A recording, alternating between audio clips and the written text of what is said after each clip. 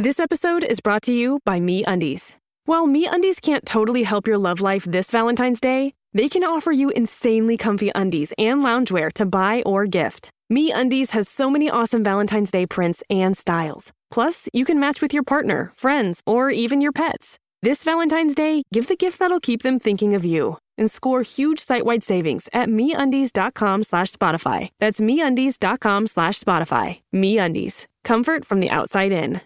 Content warning, there will be some Santa truthing this episode. So, yes, if you have youngsters with you, unless you want them to have access to certain information by the end of this broadcast... Cut out now. Listen to something else. Is Noddy Holder one of the three wise men? Will Frozen 2 make more sense if I watch it again?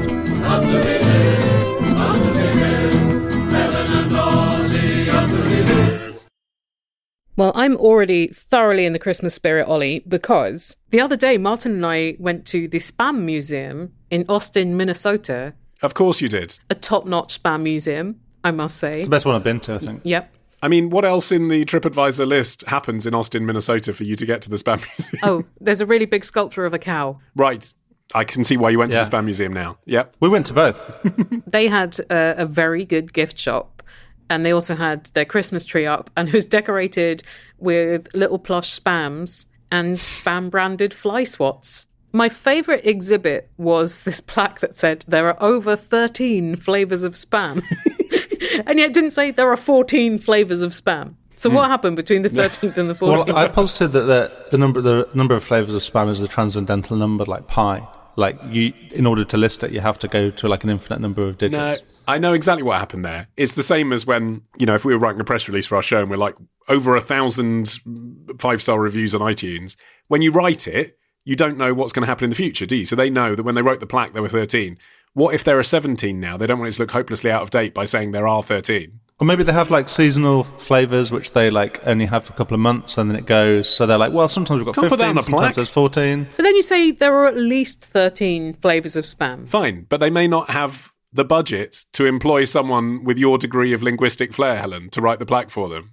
But they did sell 12 packs of different flavours of spam. Oh, they did? Okay. And if I hadn't lived out of a suitcase, someone would be getting one for Christmas. Here is a question for those of you who get excited by Starbucks having a fucking red cup.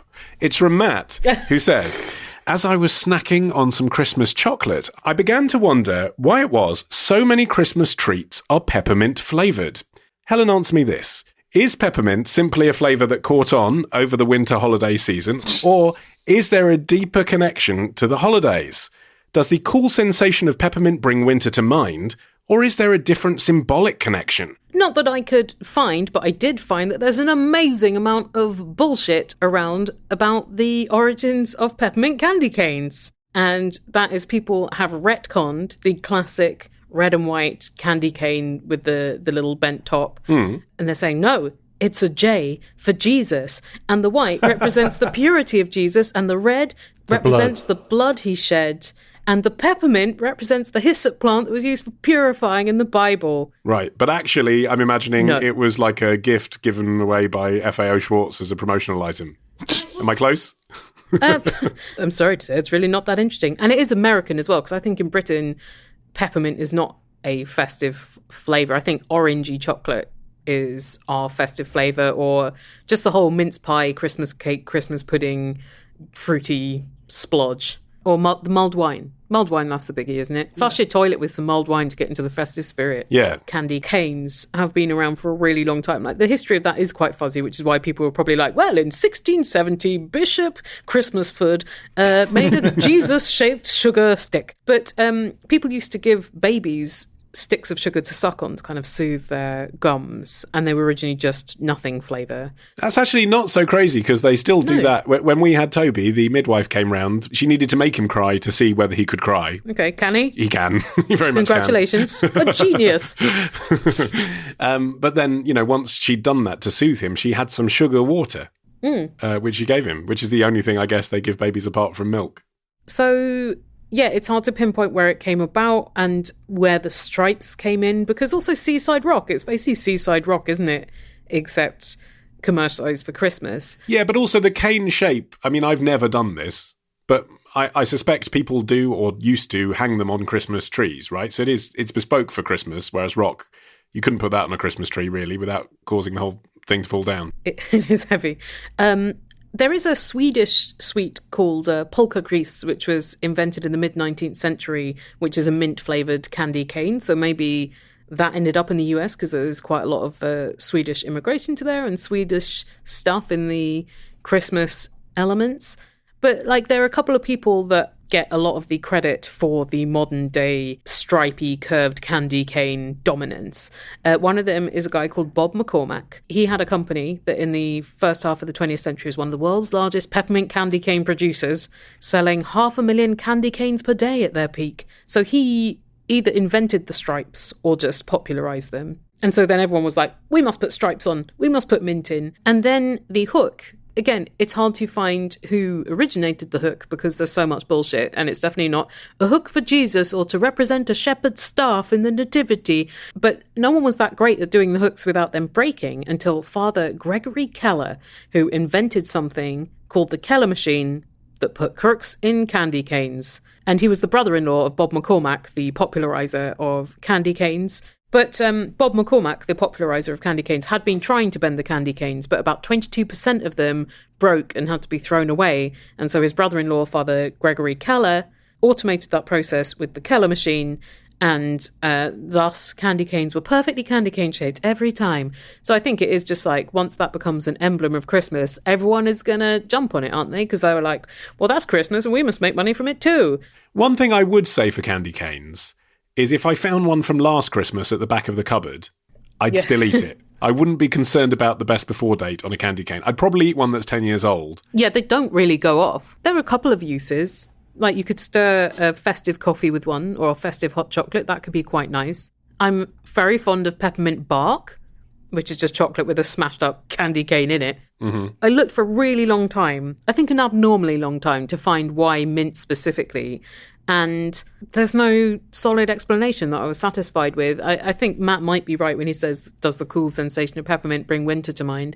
I think for some people that might be it. But it's an evergreen herb, is it? Or no more so than like basil? Mint is quite hardy, but also you can make mint oil as a flavouring, and that's quite stable. So I wonder whether it was partly just, it's a very reliable flavouring. The world's most popular essential oil, Helen, I read, peppermint oil. Also, maybe it cuts through the richness a bit. If you're having a time of rich foods and sweetness, maybe it helps you eat more of those things. This isn't related, but in the course of researching this, I learnt that artificial Christmas trees were popularised in the 1930s by a toilet brush factory that was making them on its spare machines. That is absolutely brilliant. Right? Because you always wonder, don't you, what do you do with the Christmas tree when it's finished? Scrub the bog. I guess the idea of an artificial tree is that you do recycle it and actually use it again the following year. But at some point, when you're like, it's looking a bit ropey now, turn it into Christmas toilet brushes for all the family. Lovely. Back whence it came. Hello, Helen and Ollie. It's Darryl here, in the Broads of Norfolkshire. I haven't eaten my Christmas pudding yet, but I will do. And I've just looked at the tub of tasty brandy sauce. Contains real brandy. Just wondering, how much brandy sauce would I need to drink to get drunk?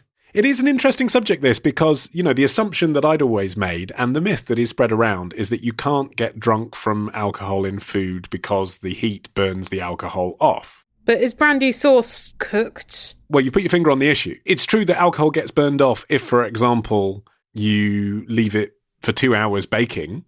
Then yes, after 2 hours of baking, only 10% of the alcohol is left behind. But a study published in the Journal of American Dietetic Association reported that adding alcohol to a hot liquid for a short time before serving, as you do in the case of brandy sauce, could leave as much as 85% of the alcohol in the finished dish, which is why I got hammered on the ratatouille I made last night. Oh, how much brandy was in your ratatouille? It was red wine, but I'd started cooking it and I added a decent amount, a glass full maybe, And then we got delayed. My wife was changing the baby, and it was beginning to, when the tomato sauce starts reducing too much and the chunks start looking a bit chunky. And I was like, I don't want to put more tin tomatoes on this now because it's going to be a bit watery.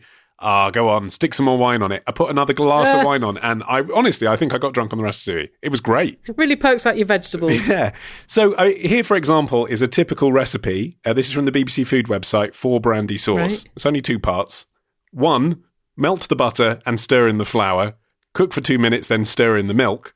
Bring to the boil, stirring all the time. Simmer gently for 10 minutes. So it's like a white sauce with brandy in it. 2, stir in the brandy and serve with Christmas pudding. That's it. It's hardly been cooked at all, so of course you can get pissed on it. Right. So basically, I reckon you could get drunk on 1 glass of brandy sauce. Although, would you want to? Well, the issue is, could you drink a glass of butter and flour if it didn't have brandy in it?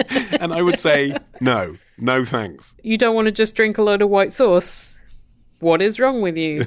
Ideally not. Hi, Helen and Ollie. This is Marianne, and I live in Crewe in Cheshire.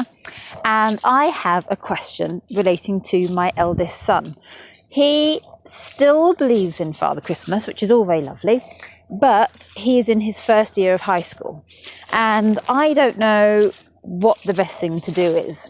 Should I tell him that Santa is made up, potentially spoiling his Christmas, or should I leave him with his belief that Santa is real, potentially opening up to be laughed at by his schoolmates who probably realise that Santa isn't real? I don't know what to do. I don't want to kill the magic of Christmas for him, but I don't want him to come across as being immature at school. What should I do? Helen and Ollie, help me, please. Aww. So her son, if he's in his first year at high school, he's 11, 12? Yeah, that's the age that I took it to mean. Yeah, beginning secondary school, as I called it when I started. And I'd say that roughly is it's awful, isn't it, to have a hard line in the sand of should. But I'd say roughly at the point where you might be about to develop pubes, that is the point at which you should probably not believe in Santa anymore. And it is true that most of his contemporaries will have twigged. Is he a true believer? Because you would think he had been spoiled by friends of his at that point. Or does he just realise that there's some benefit to him in maintaining the belief? Does he just think that his parents won't buy him presents if he doesn't pretend to believe in Santa? That's the fear. Or maybe he just chooses to believe. Like people who go to watch a band performing and they're terrible, but because they're fans, they say it was a great gig and it sounded great. And if you looked at it objectively, you'd say, no, it sounded awful. I'd imagine that's the case if anyone goes to see Bob Dylan live in the last 30-odd years. Exactly. But they'd already decided they wanted to be in the same room as him, so they've enjoyed it. And I just wonder if, if you love Santa, maybe your son, Marianne, just loves Santa, loves the idea of Christmas, the way Christmas makes him feel. And so he's choosing to believe, which is a subtly different thing to actually believing. I think if he is a true believer, it's kind of sweet in a way, because there's so much to contradict the fantastical in this world. And it feels quite innocent. But on the other hand, I very much understand Marianne's concern that her son will be destroyed at school. It is sort of sweet if we lived in a world where other people weren't going to bully him for this. But I think we have to be honest and say it might cause an issue there. And the reason for that, it's not to do, actually, I don't think, with the kind of a sense of it being kind of wimpish that you still believe in lovely things. I don't think it's that from your 11-year-old contemporaries. I think it's that the process of reasoning that Father Christmas doesn't exist is about your brain developing rationality. And realising your parents lied to you. Yes. And so what he's signalling to his contemporaries is, I'm not as smart as you. That's what you want to avoid, because I'm sure he is very smart, Marianne. But, if he's going to exhibit this tendency, that is what they're going to think. What are you doing, now that you have a child that is old enough to understand Christmas? How are you playing it? Are you doing the Santa thing? Are you staunchly rational? What's your plan? Yeah, I don't really see that it's something that I could opt out of. I just like it too much. And I know that it didn't damage me. And I know that it's really fun for my son. So yeah, we're doing the Santa thing. In fact, Harvey met Father Christmas for the first time last week. Oh, yeah. Did they hit it off? They didn't. Well, Santa was keen. Harvey was terrified, I think would be the word that I'd use. That is terrifying. Being there as the parent coercing your child to go and sit on an old man's knee did make me realise that so much about the experience is completely turning on its head everything we tell our children not to do. What about stranger danger and things? Yeah. Approach this strange old man, let him give you a sweet, sit on his knee and whisper a secret into his ear. That's what we were telling him to do. And he quite rightly was like, what the fuck's this? You know? Yeah. When we went in there, he was scared because it was a big celebrity. I mean, that's the thing. You can't underestimate the power of Santa as a star. So the idea that, you know, behind this wall of the marquee at the Hatfield Rotary Club would be sitting an international celebrity was daunting for him. But then when he saw him, it was genuine terror. Not because he was famous, but because the whole experience was just like, this is weird. It's a lot of pressure. He ran for the exit, but we dragged him back and made him comply. Oh, God. Sounds festive. I remember when we went to visit Helen's brother when her niece was... I think just under 2. And I dressed as Santa for fun, and she Did not saw find it me, fun. ran away, hid in a separate room and cried for like 2 hours. It was very sad. Was it just though, but you were shitting on all her dreams of what Father Christmas was? I mean, I like to think I was massively exceeding her dreams of what Santa could be. Maybe that's what she did, just blew her mind. I think her problem was him having a fake beard over his real beard. That's a weird look. It's a weird look. Yes. Well, this actually, the Hatfield Rotary Club Santa had an excellent real beard, and he was a very nice man as well. And I almost felt bad that my child was scared of him, but he was. He must get it all the time, though. Yeah. And also, we went on a Friday, so we had the time to slowly pacify Harvey. And actually, by the end of like 15 minutes, they were chatting. And it was useful because we got to know what Harvey really wanted for Christmas, because obviously he asked Father Christmas for a thing. Oh. And what he asked for was a yellow train. And then he realised to his panic after we'd left that he hadn't specified he wanted a yellow train that drives itself with yellow buttons. Oh. Well, Santa would know that. Yeah, well, this is it. So I was in a difficult position. I was like, do I push this too far and say, like, Santa knows everything and turn him into this weird godlike thing? Or, you know, do I use it as a sort of get-out clause if I can't find a yellow train that drives itself with yellow buttons? So what I said was, because I'm fairly sure I've seen this in a Smith's catalogue, I said, oh, yeah, I'm sure Santa knew that you meant one that drives itself. But he may not have understood that you wanted the yellow buttons. We'll have to see. Communicate more clearly, Harvey. So, you know, I think if Santa delivers a yellow train that drives itself with black buttons, I think I still haven't shattered the illusion there. Maybe he'll have forgotten about the button specifics by the time of Christmas. What do you think Marianne should do, though? I was wondering whether she should get her son to watch some Christmas films. What, Bad Santa? Or even Gremlins. It's sort of a good age for Gremlins anyway, if he's not too scared of things. I was watching it from about 7, I think. Then he can kind of come to it in his own time and also not feel too embarrassed because he's been by himself watching films and the realisation may have slowly dawned on him. If you want to sit down and have a chat with him, something that went viral on Facebook a few years ago, but I don't know how wise this is, and moms in America love this thing. I don't know if this is a good idea or not. But what one woman said she did with her son, who was a believer and a little bit too old, is she sat down in a booth at a coffee shop and in a kind of conspiratorial tone to her child said, you know how you're always saying, how can Santa be in all these places all at once? Because we see him at the shopping mall and we see him when we go to the theme park and we see him in the library. Well, the truth is there are lots of Santas, and I think you are now old enough and smart enough to be a Santa yourself. An 11-year-old Santa? What? Yeah, yeah, but she doesn't say put on a silly beard and go and have children sit on your knee. What she says being a Santa is basically selflessly buying a gift for someone else without them realising it came from you. So you then turn, it's all tied in, but you can see why this went viral in the States, because it's all tied in with the kind of Christian message, basically. But the example she gave was, they had a neighbour who was like this really aggressive lady who really hated children. And she came out every day to get her newspaper and was really rude to all the kids, but she never had any shoes on. So her son decided that what she really needed was a pair of slippers. So he bought her a pair of slippers, left it on her doorstep. She never knew where they were from. The next time they went past, she was wearing the slippers. And he got the sensation of being a Santa, like doing good for the community, and slowly broke down the myth of what Santa was in his own way. Isn't the simple way to say, yeah, there is this magic Santa, but he only comes to really little kids, and when you get a bit older, you get too old for it. Right, is the cut-off age 10? Yeah. Yeah, thereabouts. You're too old for Santa to visit you this year because he's only really interested in helping little children. Primary school only. Yeah, I think so. I mean, you might need to punch it up a bit, but I think that's a pretty good message. Well, what you shouldn't do is what Chris did.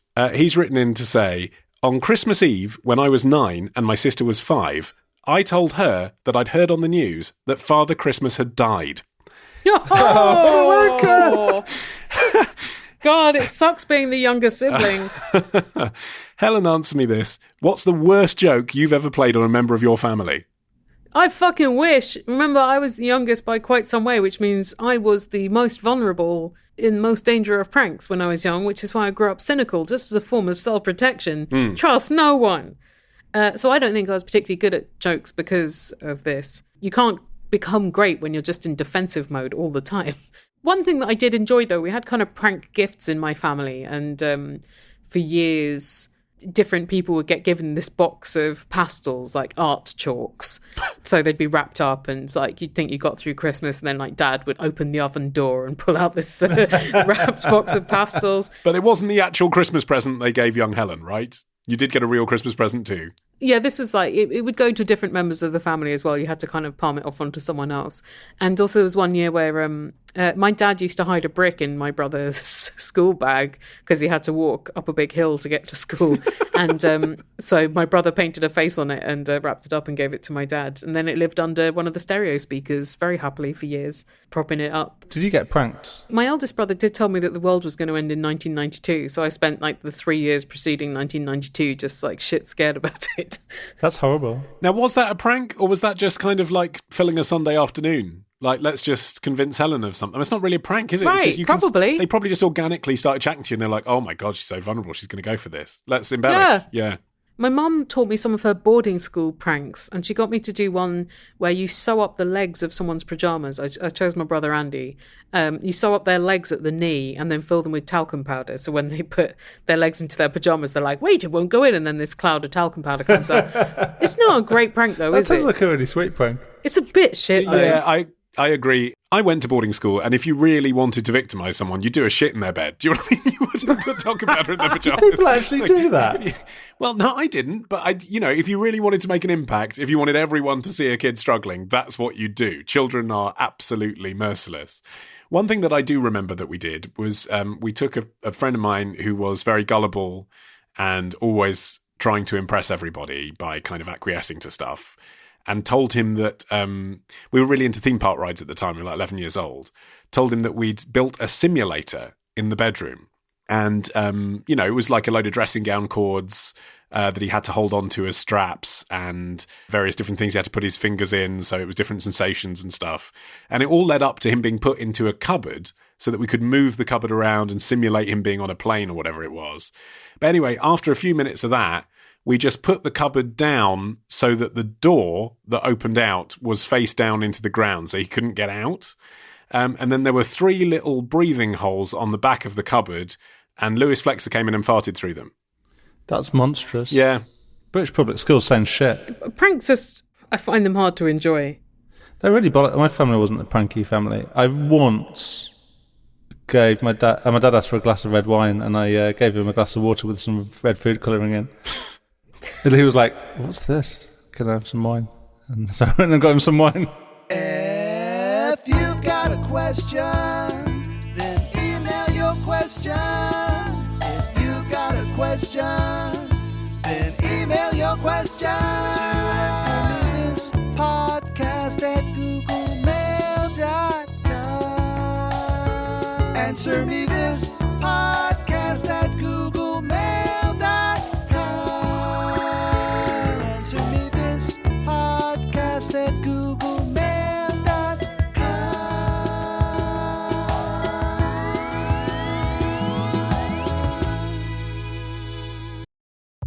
This episode is brought to you by Progressive Insurance.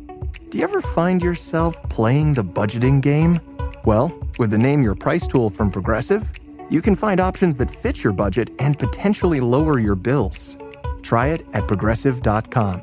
Progressive Casualty Insurance Company and Affiliates. Price and coverage match limited by state law. Not available in all states. Here's a question from Mitch in Portland, Oregon, who says, The traditional Thanksgiving dinner in America is a turkey with gravy, stuffing, potatoes, sides of vegetables, and cranberry sauce. From what I've read, that sounds a lot like a British Christmas dinner.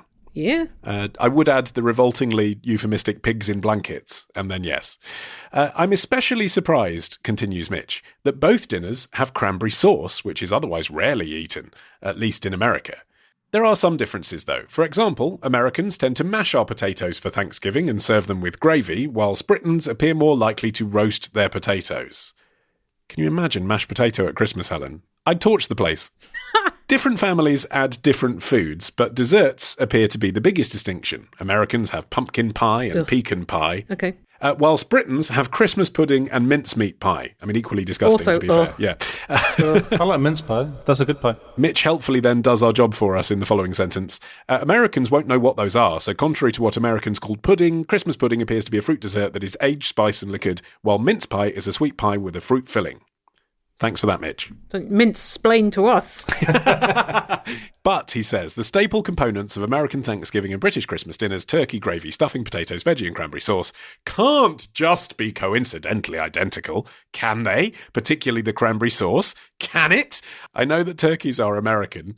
They were introduced to the US from, I think, Central America. But they may have become popular in British Christmas dinners before they became Thanksgiving staples. Correct. So, Helen, answer me this. Did one of us rip off our dinner from the other? A little bit, but it is sort of related that both of these dinners are based on what food is available at those times of year. Yeah. Things like Christmas ham in America came from Britain. Although America, I think, reasonably rejected Christmas pudding and associated things. Given the opportunity for it not to be your tradition, you would reject that food. I could be wrong in this, but I feel like cranberries, although they were not unknown in Britain, I feel like they weren't really big in Britain until like the mid to late 90s when Delia made them trend and they sold out, and that got cranberries a lot of press. I don't know. I remember cranberry sauce being part of our Christmas dinner my whole life, but cranberries were a thing that came in a jar from Ocean Spray. A fresh cranberry being used in any way, no. But like sour fruit sauces, that is like a very old thing to have with meat. So yeah. I remember having like red currant jelly or quince. There's lots of fruity sauces that we had with meat. So I think cranberry was just like, oh, there's another one.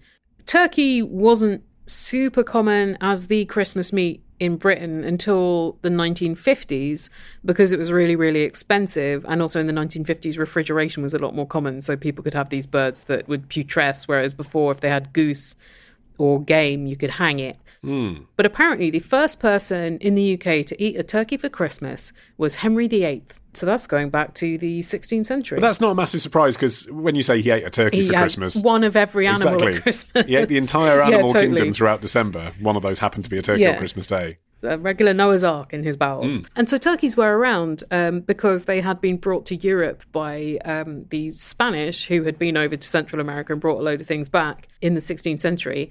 But the more common meats for people to eat in that period in Britain were like ham, goose, wild boar, game, venison, or the poor would eat humble pie, which is a pie made out of venison entrails because that was what the rich people discarded. Whereas turkey was uncommon as a Thanksgiving meat until after 1800. It wasn't unknown, but people were just like, well, we killed what birds were around and had some fish and stuff. So it wasn't really a traditional thing till the 1850s, apparently, in Thanksgiving. So there. It's an odd bird to focus on, really, when I understand the goose and the duck and that kind of stuff, because not just because you can hang them up, but because they are so fatty and like full-on strong flavours that you think if you're having a treat, like that's what it is, isn't it? It's a feast, right? You're getting everyone round. Why go for literally the blandest poultry? I think the reason why is because it's big. Yes, it is big. Goose doesn't have that much meat on it. It's got a very big cavity and then a lot of fat and not actually much meat. People did used to eat capons, which are castrated roosters, because those are big. But the person who made turkey fashionable in the UK was Edward VII. So I think that was the late 19th, early 20th century. And apparently before that, the big bird on the tables of the royal court was peacock. Showy, but tasteless, I should think. I'd imagine peacock is not the tastiest meat. So after that, people copied the royals, but it was still like kind of unobtainably expensive for the first half of the 20th century. Apparently, whereas now a turkey costs averagely 1.7 hours of people's wages, in 1930s it cost a week's wages. So most households would still have eaten goose or rabbit or possibly beef. And actually, it's also about the tradition of doing it every year and making the things every year. So I grew up as an only child, but when I go back to my wife's family now, there's 3 sisters. Their pigs in blankets production line is really quite incredible. I admire that. It's because they've been doing it for 25 years. So like they know each other's. It is like watching McDonald's training people into an assembly line. It's extraordinary. Can you film it? I should this year. Although they do have to refer to Delia Smith's Christmas, which is in the corner, and they're making 4 recipes on the same day from that one book, and it's covered in gravy, and they have to keep flicking between the pages, making it more covered in gravy. As Delia would want to be anointed. I don't know if you've ever helped your mum build a website. It is the kind of torment from which there is no respite. If she asks, what's a widget again? I will kill her with a rusty spike, or a brick, or a spade, or a chainsaw. But Squarespace is so easy, even your mum can use it. She can drag and drop and cut and paste, that's all there is to it. So Helen, put that spike down, I beg you, for Christ's sake, don't do it! Sorry, mum. Thank you very much to Squarespace for sponsoring. Thank you very much, very, very, very, very much. Why not buy all your family a box of Squarespace this Christmas? No one wants the green one. No, all the Squarespaces are the same. None of them is the peanut cracknel. I also think it can be quite nice to buy someone a website for Christmas, or make them a website, even if it's like a fun little joke website, or I made a website for my dad's birthday with his sculptures on. Yes. For his marketing campaign that I think he's yet to initiate, but he talks about it frequently. And it's a present that's not going to end up in landfill. Something I noticed is that Squarespace are sponsors of the Hella Mega Tour. It's kind of like, you know when Busted went on tour with McFly? McBusted? Yeah. It's like that, but for college rock bands. So Green Day, Weezer and Fall Out Boy are doing a tour together. And what was really impressive about that announcement, I thought, is that all 3 of those bands have Squarespace websites. Really? If you said, what's the thing that Weezer, Fall Out Boy and Green Day have in common? You'd say, okay, 3 chords, hair, I don't know. No, they all have Squarespace websites. Wow. Even though all of them, I think, predate the prime of the Squarespace website. Yes, but then that might be why they needed updating. And that's the other thing, isn't it? If you've got an old as fuck website that had some webmaster design it for you and now you've lost touch with them, just get yourself a Squarespace website. You can have it up and running in days. I'm really happy to think of Pete Wentz choosing which template to do on Squarespace and putting a tag cloud in the sidebar and stuff. Yeah. If you're in a band, or even if you're not in a band, and you want to use Squarespace and you want to get a 10% discount off your first purchase of a website or domain, then you can do that by going to squarespace.com/answer and using our discount code ANSWER. Here's a question from Rob, who says, I'm watching the film Santa Buddies. Ollie, answer me this. How on earth do they get the dogs to move their mouths as if talking? I've not seen Santa Buddies. I'd never heard of it until this question, but I feel just from this brief question, I've got a fairly full picture of what it is. It was a 2009 straight-to-DVD Disney movie. It has a Rotten Tomatoes score of 20%. And it is the 9th film in the Air Bud franchise, which is about a sports-playing golden retriever. Of course. Pretty cute cover art. And the strapline is, here comes Santa Paws. Well, this film looks fucking appalling. I watched the trailer and it's just like a sort of moving Hallmark card. In the trailer, there is 0 action. And it's not even really cute. They don't say anything funny. They just say, quick, go over there. I'll rescue you. Stuff like that. Anyway, to answer Rob's question, they made the animals' mouths move the same way, basically, that filmmakers have made animals' mouths move ever since, roughly, Babe, which was, they won a special effects Oscar for that film, which astonishingly was 1995, but was all CGI.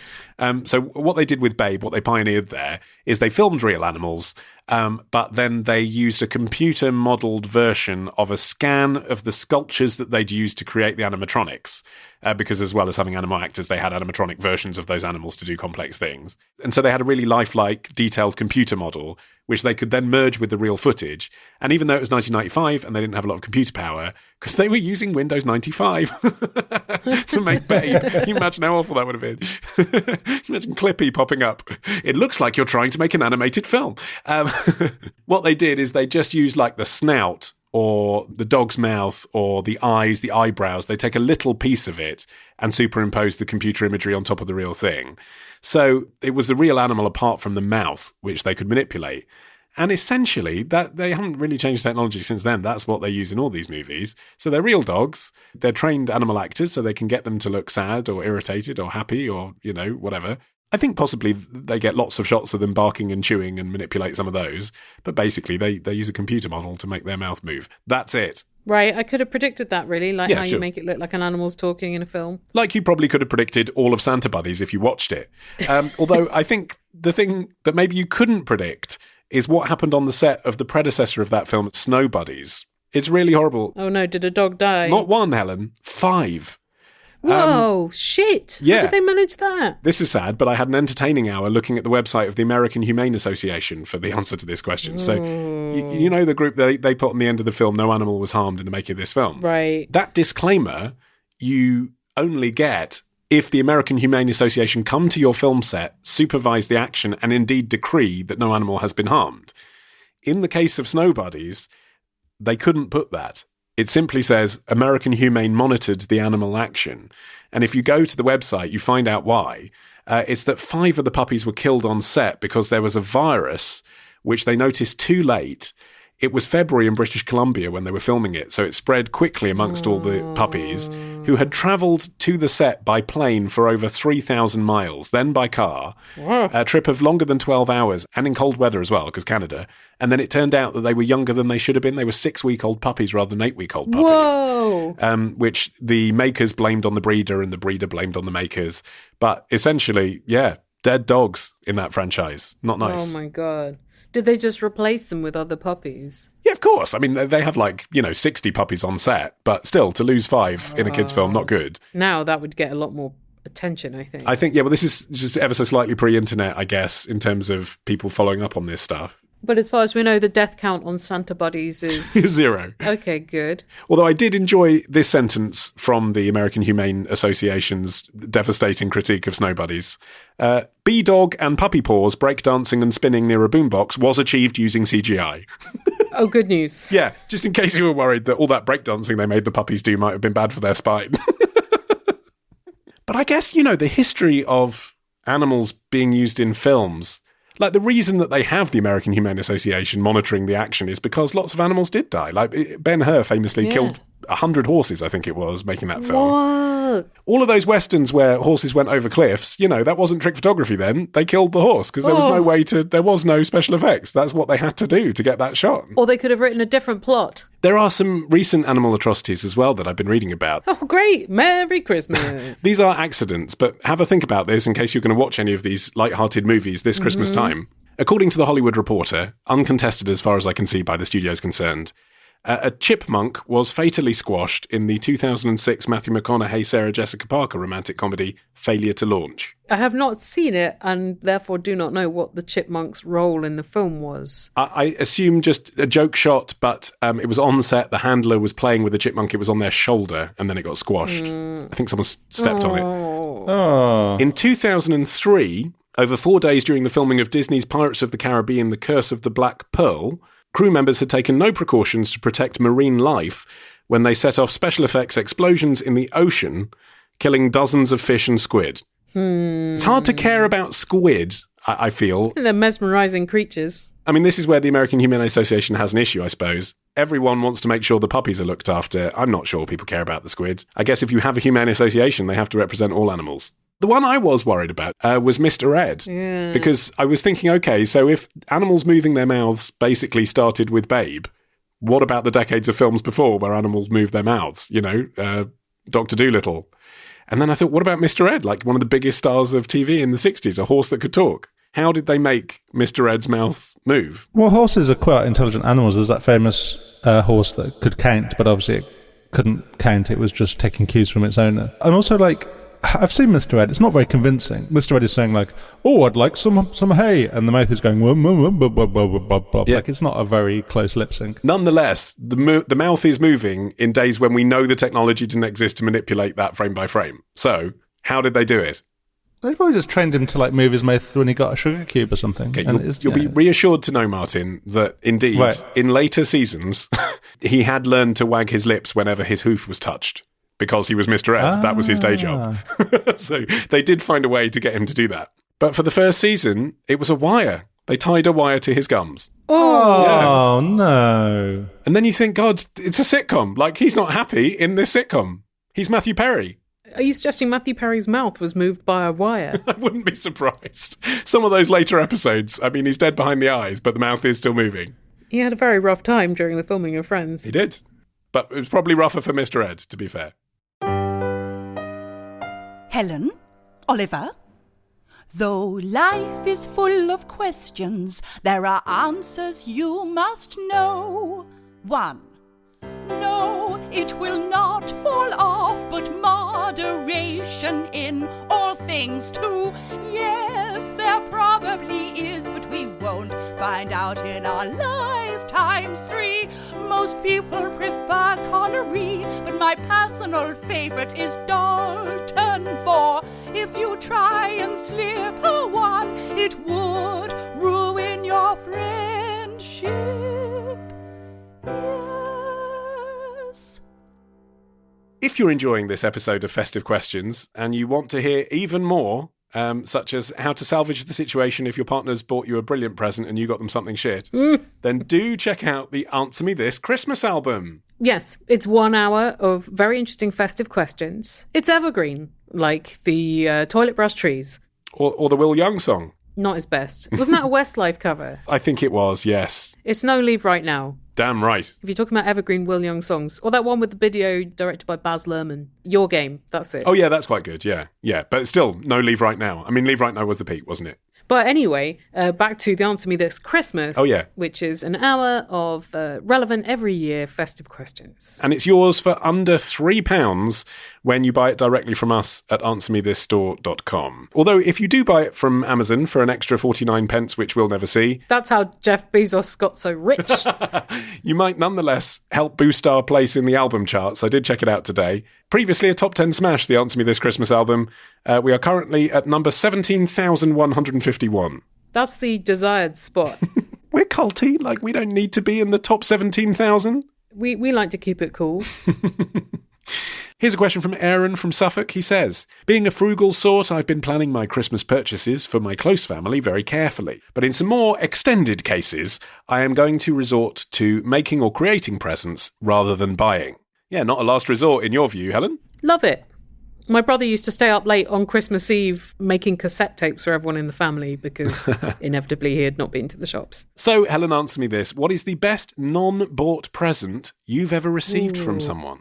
I've got a few handmade Christmas decorations that people have given me, and I love those because you also get to see them once a year, so they keep their novelty value.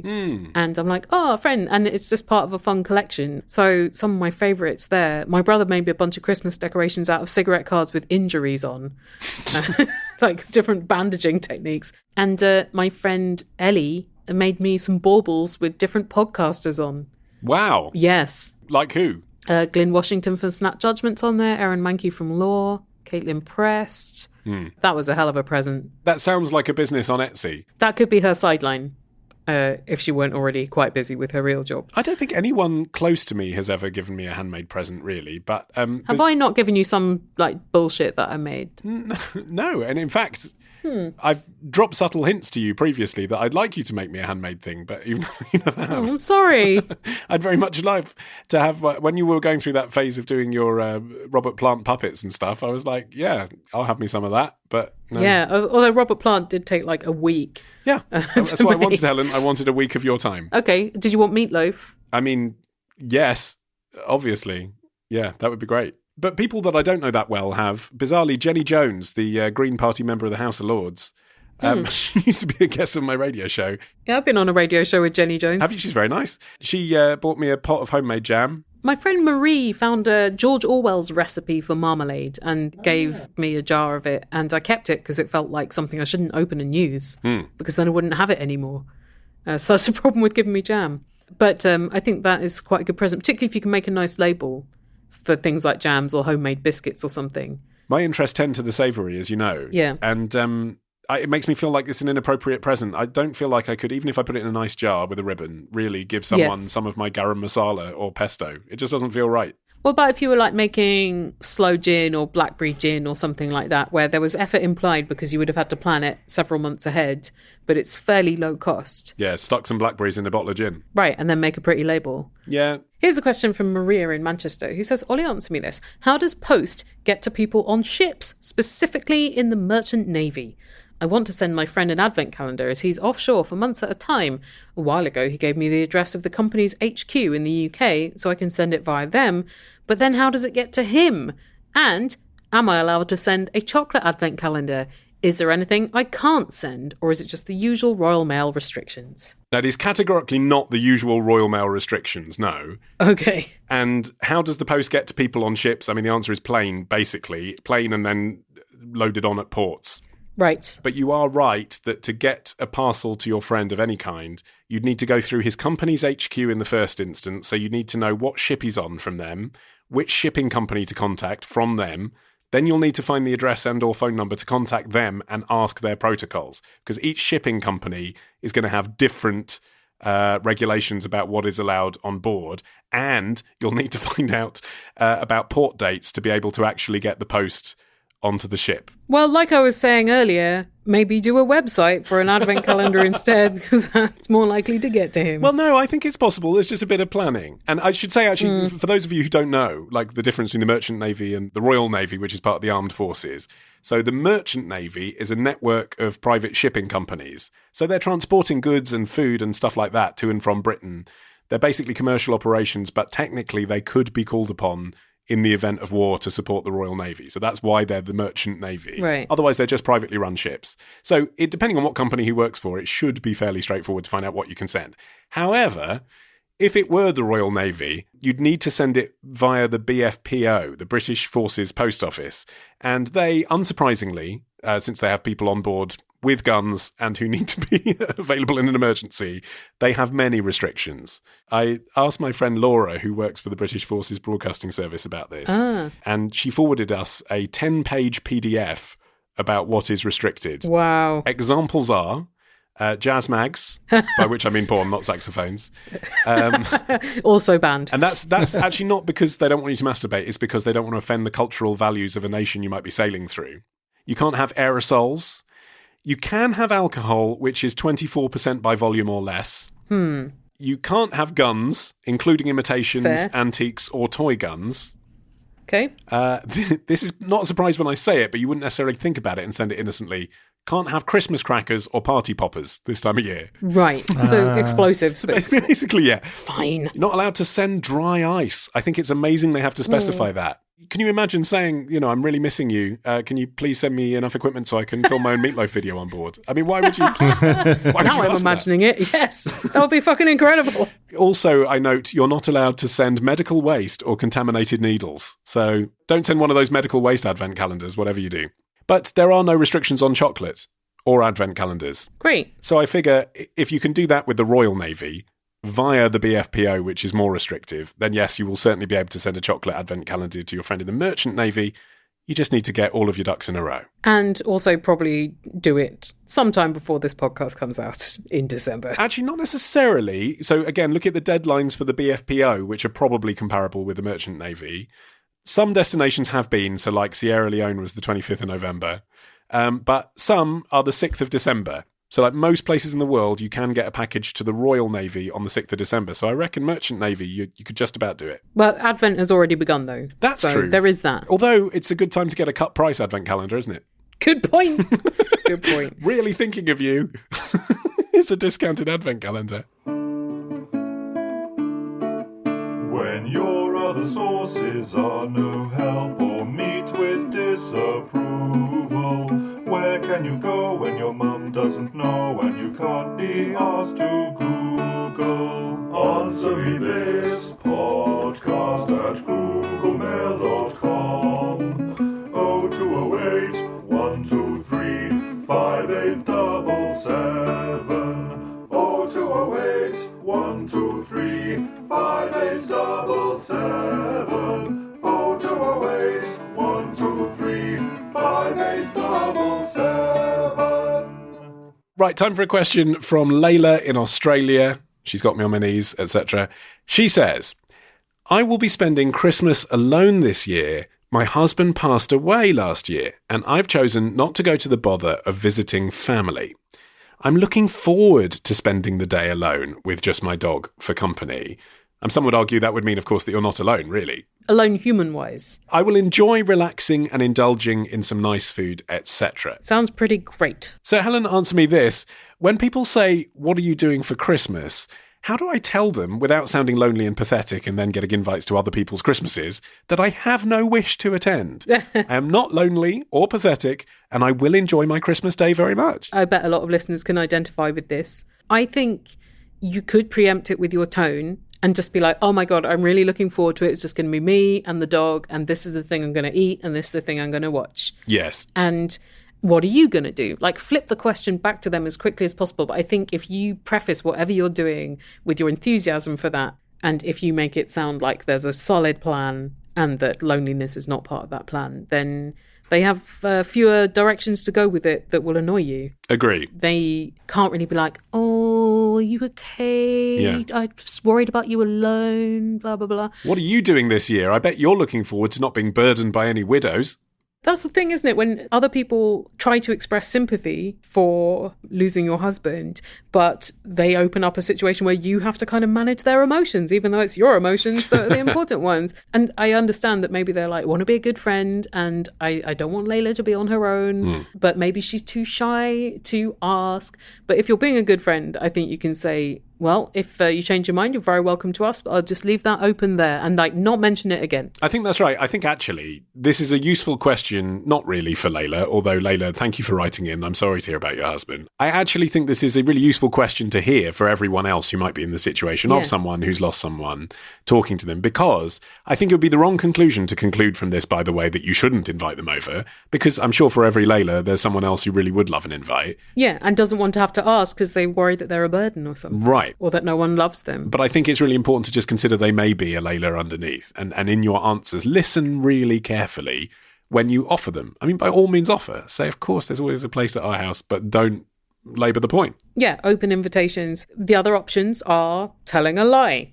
So saying that you're going on vacation, maybe, or that you're volunteering somewhere. I do understand that it can be quite tasteless to lie about something like volunteering. Or I asked my friend Jean, because Jean writes a lot about grief and how to handle it and how to deal with that situation where other people kind of dump their fucking emotions on you when you're just trying to deal with your own. And she suggested inventing someone that you're going to spend the day with. So you can be like, oh, well, I'm going to be with my friend Petunia. And they'll be like, I don't know Petunia, I don't want to invite Petunia. And I reckon you could have some fun inventing this massive backstory for Petunia. Yeah, I quite like the volunteering idea, because if you're someone who's not a mad fantasist, I think people will think in response to that, like if you say, oh, I'm going to a soup kitchen, so they'll say, oh, good, Layla's got something to do. She's not alone, but she's doing a thing that's recognised as a thing you do on Christmas Day. And that's the thing, isn't it? There's so much burden of like in the press and in films and in songs and in just in general conversation, the idea that Christmas Day is a day of family and a day of community and a day of, company. If you give them an alternative that means their mind's at rest, that you have been sated, it doesn't matter how you actually feel about it, does it? You have to anticipate how they think you feel. Here's another question about what to do on Christmas Day. It's from Josh from Chicago, Illinois, who says, my wife and I are taking my mother and sister on a trip to London for Christmas. Both my mother and sister are not the world travellers and go-getters that my wife and I are, so this trip's a big deal, and we're trying to fill our days up with great experiences in food, music, art and culture. No pressure then. It's going to be fine. We will be there over Christmas Eve and Christmas Day. As we're staying in a hotel and not visiting friends or family, we don't have any plans for Christmas Eve or Christmas Day. So, Ollie, answer me this. Will anything even be open on Christmas Day or Christmas Eve? What sort of fun things can we do? Christmas things would be fun, but they don't have to be Christmas related. I'm half Jewish, so I'm no stranger to Chinese restaurants on Christmas Day. Please help. That's an American trope, isn't it? The Jewish people always order Chinese food on Christmas Day. Yeah, it comes from the Lower East Side of New York and the Jews and Chinese people living in close proximity. right, because that is also where Chinatown is Yes. in Manhattan. And obviously Chinese restaurants being open on Christmas Day over there, and catering kosher because there were lots of Jewish clientele. So that doesn't really happen in London.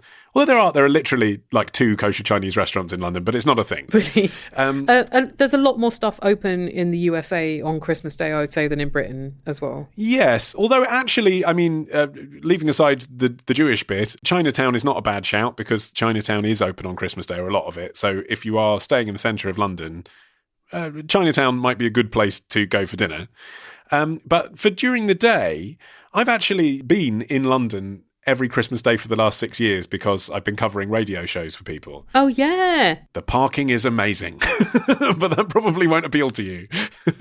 But that is the thing, though. If you do have a car driving around London, this is the day to do it. No other day is the day to do it. Yeah, that's right. Yeah, if you have hired a car, knock yourself out. But actually, even if you want to take a cab, I mean, obviously the black cabs are more expensive because there's no public transport that day. Yeah. But they are still on the road, and you can go a lot further. So for 50 quid in a black cab on Christmas Day, you're going to see a lot of the city. So that's obviously a fun thing to do for a tourist that's never been in a black cab before.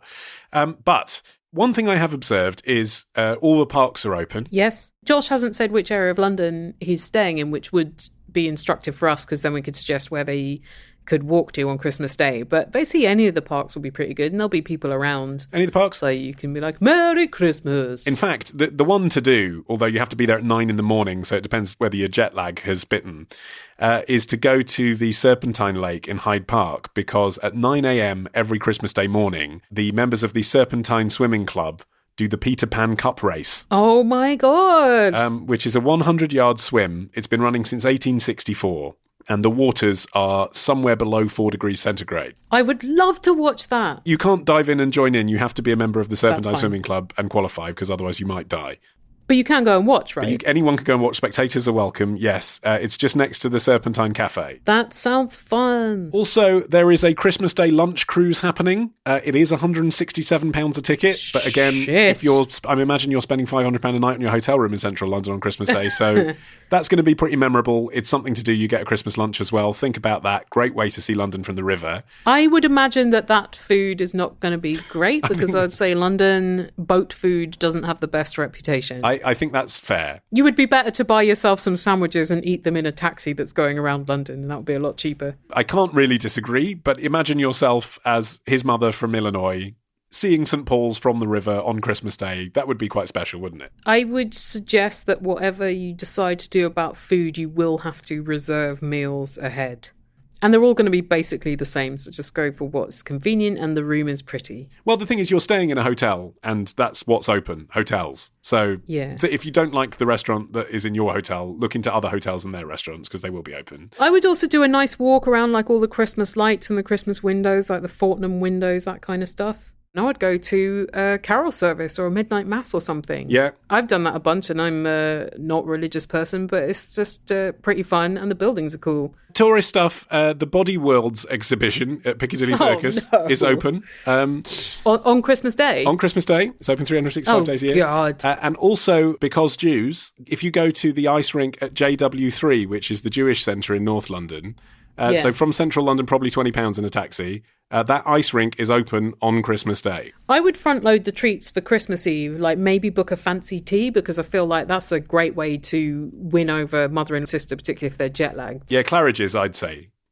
Oh, I mean, that's the fanciest. And best Christmas tree in London often. And possibly also go to Sadler's Wells, because you can get some really cheap tickets there, so it doesn't matter if you didn't enjoy it if it's 12 quid each, and they've got the Snowman or Matthew Bourne's The Red Shoes. Also, talking about theatre, I mean, he hasn't mentioned the 26th of December, but possibly that's because he's not in London, or possibly it's because he's an American. He doesn't see the significance of mentioning the 26th of December. But the 26th of December is Boxing Day, which is a national holiday here. Everything is also closed on the 26th, and most of the transport doesn't run. But also, specifically and historically, the day Victorians went to the theatre, that's a big thing. So most of the theatres doing Christmas shows are open on Boxing Day. And if I was an American tourist, I would definitely go and see a panto, because if you want a big box of what the fuck, a pantomime is, you will not understand what is going on. It's like the equivalent of going to a baseball match, basically, for a Brit, isn't it? I would just direct you to the implication in his question that he wants his mother and sister to have a good time. No, I think Panto's amazing. You have a good time at Panto. No, I think you definitely have a good time. It's so British. Yes. You know, it will be a memory that you will keep because you won't understand what's just happened to you. And there are tickets at the moment on Boxing Day evening to go and see Paula Grady and Julian Clary doing Goldilocks at the Palladium. I mean, I think anyone from Chicago will be completely mystified by that. Well, I hope that this episode was a big Christmas present for you listeners. I hope so. And that it wasn't a dry old turkey. Or shit in the bed. Please send us questions for the new year of Answer Me This. The 14th year of Answer Me This. Fuck! God! I was thinking back to when we did episode 200, which was also our 5th anniversary, and I was like, 5 years? We kept the podcast going for 5 years? And I was like, yeah, and it's been going for 13 years now. Fucking hell. We're going to be an adolescent next year. Oh. Moody. Oh, same old. But some things never change with the podcast. We need your questions. Yes. So email us, record voice memos. You can call us. It's a little more unreliable than the voice memos, but all of our contact details are on our website, AnswerMeThisPodcast.com. And particularly over the Christmas period, you might want to check out our other material. Yes, because you need stuff to drown out the sound of your family arguments, right? Absolutely. I do 5 podcasts. You can discover them all at ollieman.com. But actually, the one that I would like to highlight for a second month running is the media podcast. Because after I plugged it in the November episode, somewhat sheepishly saying, look, this is probably only for you if you work in media in the UK and if you're a bit of a geek, listener D got in touch with me via Instagram to say, Ollie, I'm Australian. I have nothing professionally to do with any kind of media, but I find it really interesting and I never miss an episode. That's a good accolade. There you go. So there are people out there. You could be one in the future. If you are interested in things like gossip about the newspapers going digital and Disney competing with Netflix and the royal family suing the tabloids, that's the sort of stuff we talk about. Every fortnight there's a new episode at themediapodcast.com. Helen, your podcast. The Illusionist is an entertainment show about language. It's very fun. There's also a bunch of good Christmas episodes in the back catalogue. There's one about why Dickens became the kind of emblem of Christmas. Oh, wow. There's a thesis you could write about that. I had someone on the show that has written that thesis. There's one about why we send Christmas cards and how the earliest Christmas cards had like slabs of bacon stuck to them. There's one about Winterval, that fun festive fuck up of the 90s. But all of those are at theillusionist.org. And also I do the Veronica Mars recap podcast, Veronica Mars Investigations, which is very funny. And also you can watch the TV show Veronica Mars and then listen to the podcast, thus taking care of a lot of the festive period without having to interact with anyone. That's at vmipod.com. There's some excellent Martin Austwick content for you as well. Yeah, there is. I'm coming to the end of Year of the Bird. And, last year I recorded 40 songs where we're travelling around the world. And I've been releasing them this year. And by Christmas, they will all be out. 40 songs. You don't have to get them all. You can listen to the podcast and, get the songs for free. And then if you decide you like them, go to palebirdmusic.com and buy them. And in the meantime, remember our first 200 episodes and all 5 of our exclusive albums, including Answer Me This Christmas, are out now at Apple, Amazon and AnswerMeThisStore.com. Halfway through this month, we will have a retro Answer Me This that lands in your feed. And then we'll be back with the first new Answer Me This of 2020 on the 9th of January. I don't think there's anything left to say apart from Merry Christmas and Happy Hanukkah and Kwanzaa and Winterval and whatever you're celebrating. Have a good one. And to you. Bye.